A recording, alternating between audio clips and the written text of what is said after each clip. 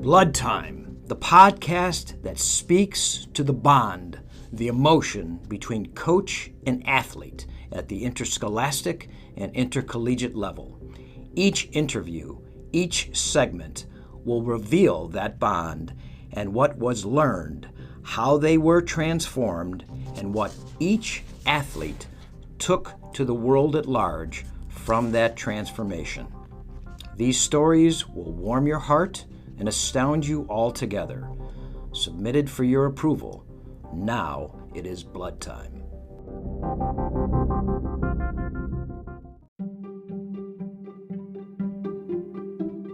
Hey everyone, this is Maverick Peters over at MV Podcasting. Just wanted to let you guys know this episode of Blood Time is brought to you by Chad Bronstein and the amazing people at Philo. Check them out today at www.hellofylo.com. That's HELLOFYLLO.com. Blood Time. Here we are with another episode, and I've got an amazing guest. But before I talk about this wonderful guest, I want to thank Alan Krause. The peaceful, the calm, the introspection that he brought to us over the last episode was truly incredible. A plane crash survivor that did not want to be defined by that, but how he lives his life as a wonderful man. I want to thank you, Alan Krause, for giving that perspective, which is rare. On to our next guest, a three-time world champion, three-time NCAA champion, two-time Ohio State champion, and our Olympian from the 1980 team, and a good friend of mine for many years. I'm glad I never wrestled him. Oh, maybe I should have. It would have been great to get my butt kicked by a world-class wrestler. But we have today, via phone, I believe all the way out on the West Coast, Lee Kemp. Lee, welcome. Peter, thank you. I'm happy to be on your show. It's the second time we've done this, way back when you were able to become the first spokesperson for Wrestlers in Business back in the day when we were using Billy Baldwin and Wayne Boyd. Remember those days? Yeah, I do remember that. Wow. Yeah. 2010, 2011, and it was really a heady time. And now that that organization has grown throughout the country, and I think it's like 15,000, 20,000 wrestlers strong. What a great story, and how we were involved at the beginning. It was really cool.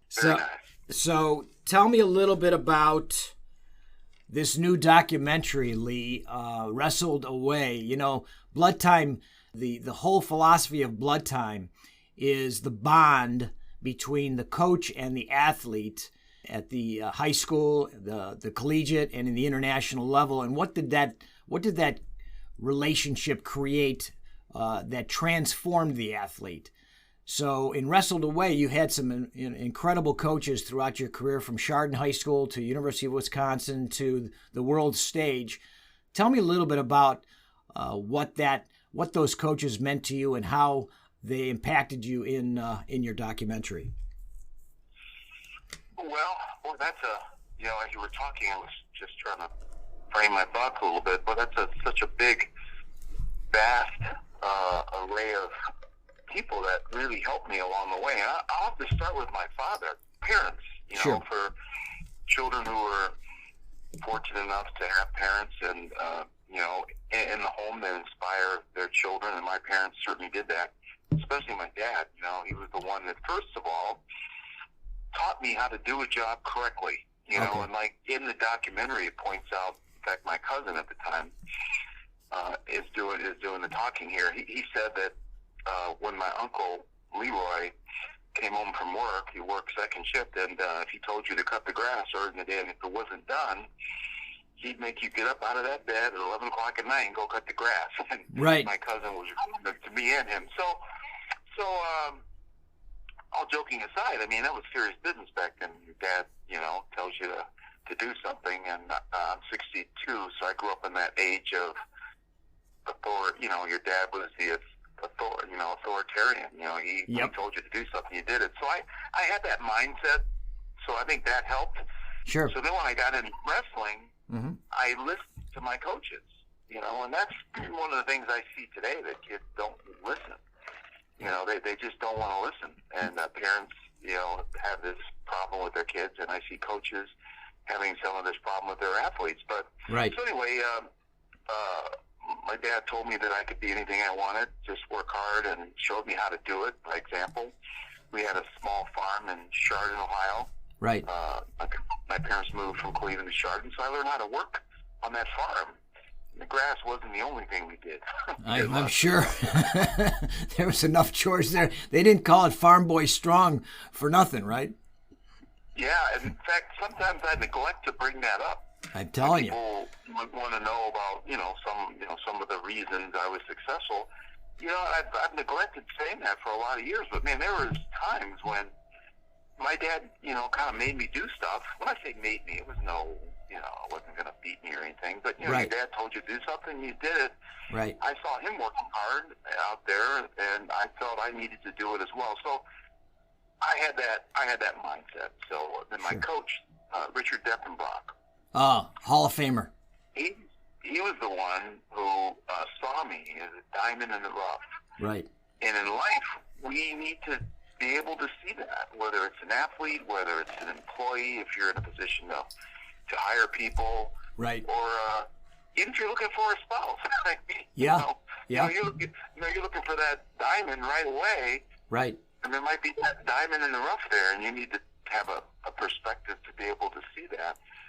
Richard Deppenbrock was that guy. He always. Would be literally every day after practice. Right. And he used to have to make me go home. It'd be 7 o'clock at night. Right. It'd just be me and him drilling and wrestling. He'd say, "Lee, go home. I got to get home. Go home. We can do this tomorrow." He literally would do that almost every day with me. So Yep. I'm just setting up how my mindset worked. And I did the same thing with Gable when I started wrestling internationally. He worked out with me all the time whenever I wanted to work out, which was like every day. So so the movie was in the making back then, really. Right. I mean, I just wanted to be a champion. That's it. I just wanted to be a champion. There was no fanfare with it. I wasn't there to make any money. I wasn't there to brag about it or anything. I just wanted to win. I just wanted to be a champion. Well, and what you're saying is that Deppenbrock had his mind and his heart open to you. And there's such beauty. Yeah. There's such beauty to that. And what else I'm hearing is that, your coaches could be your drill partner. And this is one of the things I talk about in the room is that, guys, you can coach each other too. Coaching comes from so many different aspects. Like you said, your father to your coach to your drill partner to, people that are constantly in your life when it comes to this kind of a situation. And each little is like a micro transformation. Am I correct? Yeah, it is.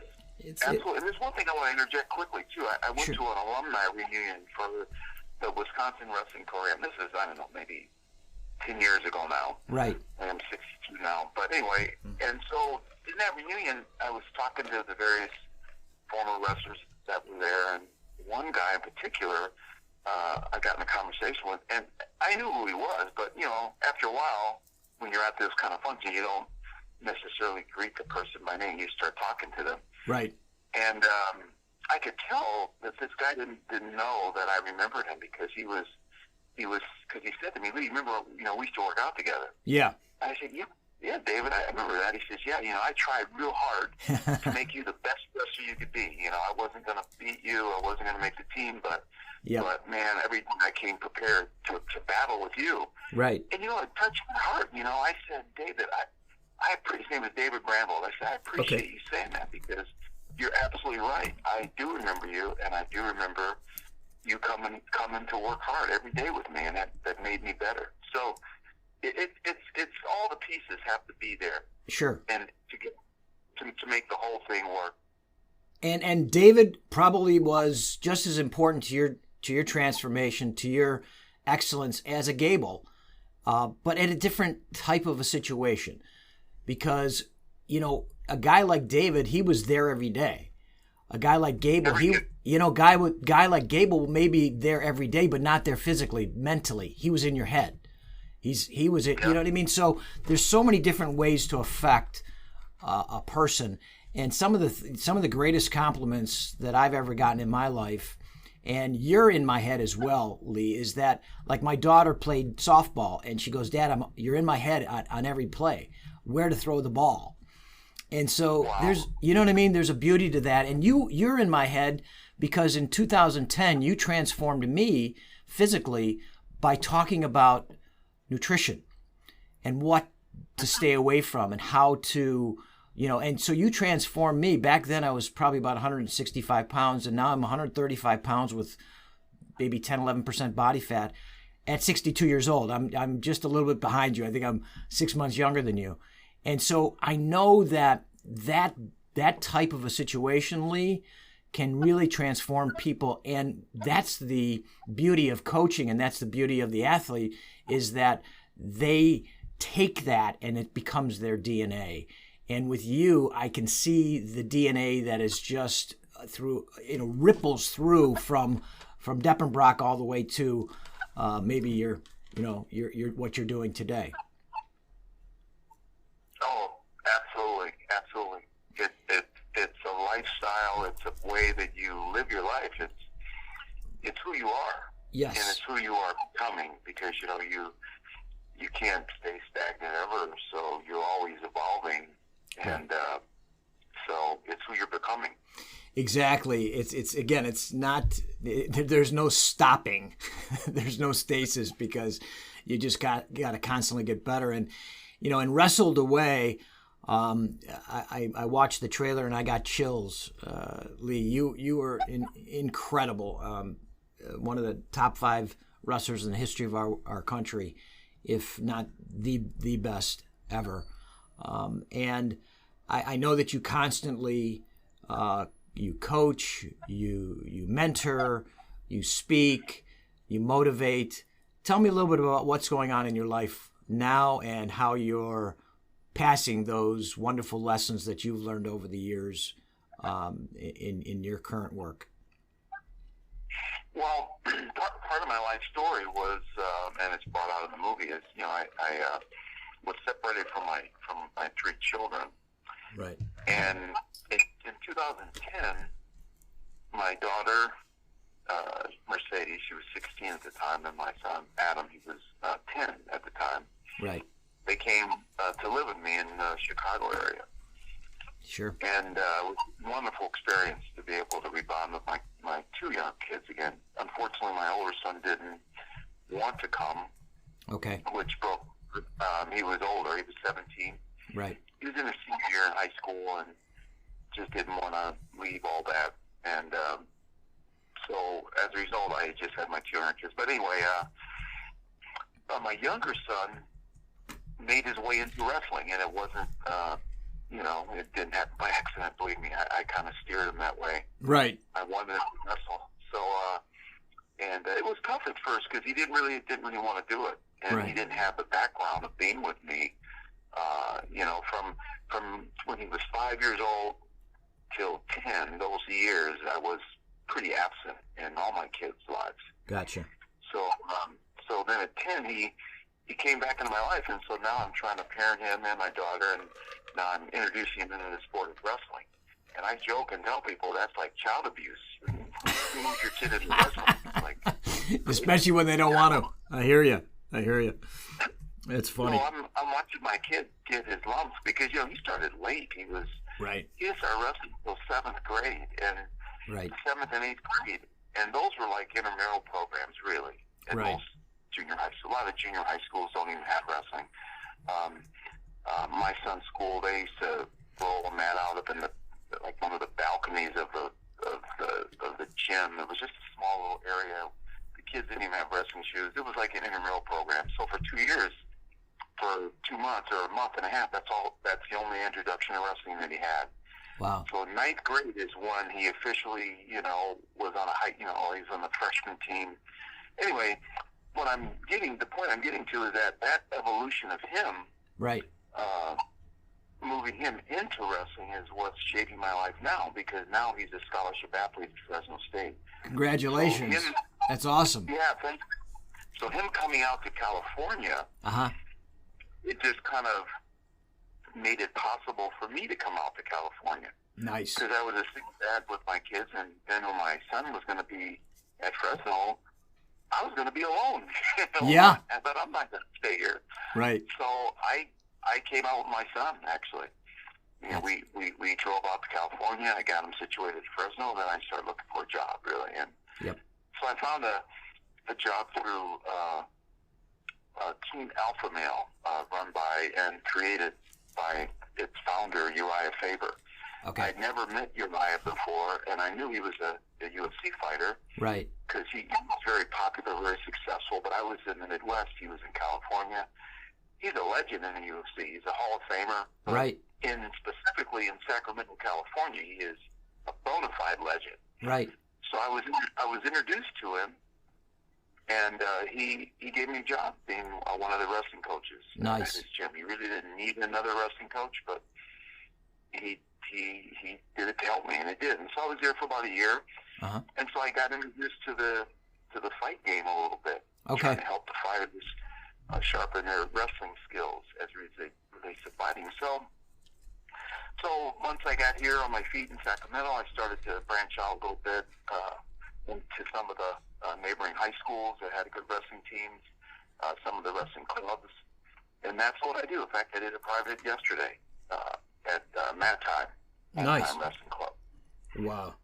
And that's fantastic. So you're doing what you love, and you're by your son, and you're in California. It's not so bad. It sounds like a triple crown to me. California is wonderful. I mean, I can't believe that that you can live somewhere where the weather's nice every day. Oh my goodness gracious! Right? Yeah, I have the ability to get to LA a lot, and boy, I love it there. And it's interesting too, because just recently we got some connections on Blood Time here with what you're doing. We just interviewed, and maybe you should seek him out, Barry Broom, who is the CEO of the Sacramento Economics Council. He's doing terrific out there, and he's a former John Carroll wrestler who I had the honor to coach, and he also wrestled and beat Billy Baldwin at the RIT back in 1982. So we got, yeah, I know, right? Barry Broom, you should really seek him out. He's a terrific guy. And at Fresno, as your son is at Fresno State? Yes. Yes. Well, my cousin, it was Jerry Tarkanian, God rest his soul, the legendary coach from UNLV, but he got his start at Fresno State, and he's a former Euclid kid who, when his dad died when he was in 8th grade, his mother moved out to Fresno because there's a big Armenian community out there, and he was raised in Fresno, but he was born and raised in Euclid, Ohio. So it's an interesting connection that Fresno and Sacramento are right in your wheelhouse. Wow, what an interesting connection. Isn't that crazy? And also, too, speaking of the fight game, Stipe Miocic is being a Clevelander and now the New World champ at heavyweight. One of the former John Carroll wrestlers, too, a kid by the name of Vic Ventresca, has been on his team in regards to his core strength. So there's a lot of stuff, man, that just kind of just runs around our world and it's just a beautiful, beautiful thing, isn't it? Yeah, it is. It's Absolutely. cool. It's cool. Tell me a little bit about what's going on with the documentary, when it's being released, and where we can get this wonderful testament to your life. I'm trying to get the word out as best I can, and this podcast will certainly help do that too, depending on when it's going to be aired. But it'll be available on pretty much most of the video on demand platforms, except Netflix. So everything else, right? Well, iTunes, Amazon, YouTube, all their video on demand platforms, it'll be available. And you could go to my website, kemp.com. I have information there about it. You could go to my Instagram page. I've got a link in my bio on my Instagram page that will take you to the iTunes page. Fantastic, and we'll definitely promote that as well. I have some questions just as a little bit of a wrestling geek, if you bear with me. I've got 3 questions, okay? And they're all basically the same type of question, but they're in different categories. Okay? So, who was your toughest high school match? You know what? I would have to say,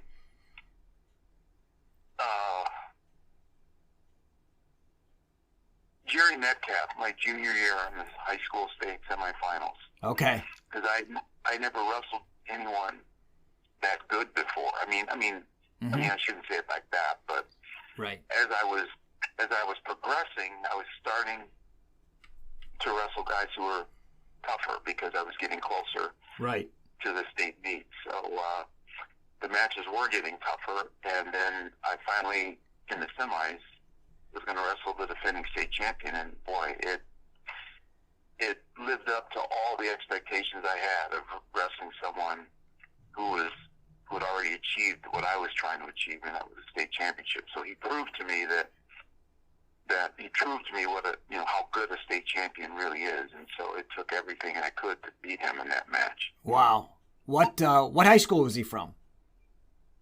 Harrisburg. Okay. In fact, I just talked to him. I say just talked to him. He's in my documentary, so right. He was nice enough to to provide an interview, and so he and I have reconnected after I wrestled him back in 1973. Wow. So he participated in the documentary, and we talked just about a week ago, actually, because I was just letting him know the documentary's finished. I wanted him to make sure he saw it. So that's fantastic. That's fantastic. And so that transitioned you to the level that I can do this doggone thing. That's eye opening, isn't it? Oh yeah, it is. In fact, 4 people who are in my documentary, unfortunately, are no longer living. They passed away. One was a childhood friend. He gave an awesome interview and made some very cool comments. Jerry Ashford is his name. Oh yeah. He's only a couple years older than me, actually. I know. We're getting at that age, Lee. Though we're getting at that age, my friend. It's sad, but we do lose people. Yeah. Yeah. It is sad. And let me move on to the next question. Who was your toughest college match? I'd say Kelly Ward. Oh yeah. Because I had to wrestle him so often. You know, I wrestled him twice in the national finals. Right. Wrestled him in dual meet twice. East-West All-Star meet twice. Right. The only tie on my record, or one of the few, I'm trying to think, was that? The only tie on my record is from Kelly Ward in the East-West All-Star match. I'll be darned.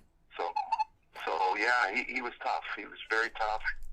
He came to wrestle all the time, and I would say we're friends. Although we're not. There's not many occasions we see each other, but right. He's always very, very gracious, and we always have pretty cool conversations. He was just. What made him so tough? That he just wouldn't go away, or was he good defensively? Was he good offensively? What do you think was his strong suit?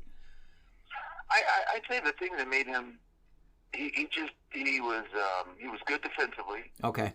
And he was strong. He was pretty strong, and he was mentally tough, which proved to be also correct in his professional life. He was a Secret Service officer or agent, and did things involving that whole arena of special forces or Secret Service agents, I guess. Gotcha. So he's a pretty tough guy, I guess is what I'm trying to say. Yeah, no, the mental toughness is extremely important in our sport. To be able to concentrate and keep that level of concentration and intellect is extremely important because we are a strategic sport. There's no question. And then my last question on this, on the international stage, who was your toughest competition? Internationally, it was always the Russians. Gotcha. It was always the Russians.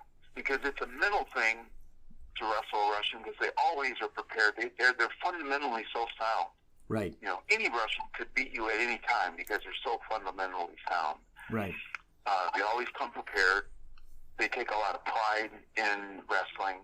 Sure. And so they come to win. So when you beat a Russian at any time, right, you should feel proud. So a Russian always played a factor in each of the world championships I was in. They were always tough. Right. Sometimes the match wasn't always the toughest match, but it was always the toughest match from a mental standpoint going into it because you knew they were always going to be ready. Gotcha. Well, I'm going to finish with this question, and this is, something that probably you and I both can maybe dream about. I would never be able to do this, but right now, if you were the 26-year-old Lee Kemp, who would you like to wrestle from our team in a match kind of like Apollo Creed and Sylvester Stallone after their bout to see who actually is the best of the best of the best on our current wrestling team? I'd like to do a round robin with Kyle Dake and Jordan Burroughs. Yeah, baby. We'd all love to see that. 26-year-old Lee Kemp, let's go. I don't think they'd be able to score on you, my man. That would be something, wouldn't it? Well, we're going to see Kyle Dake and Burroughs go at it because Dake is going down. So that should be. They have to. Yeah. Yep, that'll be nice. They both are going to be. Unfortunately, Jordan is in his 30s. Oh, Kyle's not young anymore. I mean, he's not 30, but he's. Yeah. But the age thing is definitely in Kyle's favor. It's just hard to be where you need to be when you're 32. Yeah. So 33, what Jordan's going to be, but at the time they wrestle. So, well, but I will tell you though, this generation has a leg up because of the nutrition and the training. Is just people have access to much better stuff than we did. Even though we were trying to be the best we could be, the nutrition today particularly is just much better, I think. So it is. You're seeing it at the athletic level in the professional sports, where a guy like LeBron or some of these guys in baseball, even football, like Brady. If you have access to that type of nutrition and that type of training, you can stay with that. You can stay with it. Although our sport is extremely demanding, but in other sports, man, it's amazing the longevity. When you look at Daniel Cormier at 40 plus, right? The guy's still competing, and Uriah Faber. Yep. Recently had a fight, and he's 40. Yep, exactly. And you started it, my man. And Lee, I really, I can't tell you how much I'm honored and thankful that you and I are friends, and you were able to do this podcast. It means a lot to me, but it also means a lot to the community that you're doing what you're doing. And I know we all love you for it. So thank you. Continued success. Much success with Wrestled Away, the documentary of your life. Good luck to you, and stay in touch. I will, Peter. Thank you so much for having me on your podcast. Thank you. Well, this is Blood Time. This was Lee Kemp, 3-time world champion. We are Blood.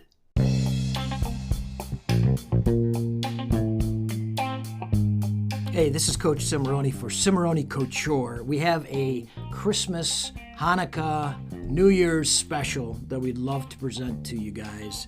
Buy one suit at $10.95 or higher and get one at 50% off now until January 2nd. Or buy one entry-level suit at $7.95 and get a shirt for free. Check us out at CIMORONI COUTURE. That's CIMORONI COUTURE, 216-287-1522, 216-287-1522.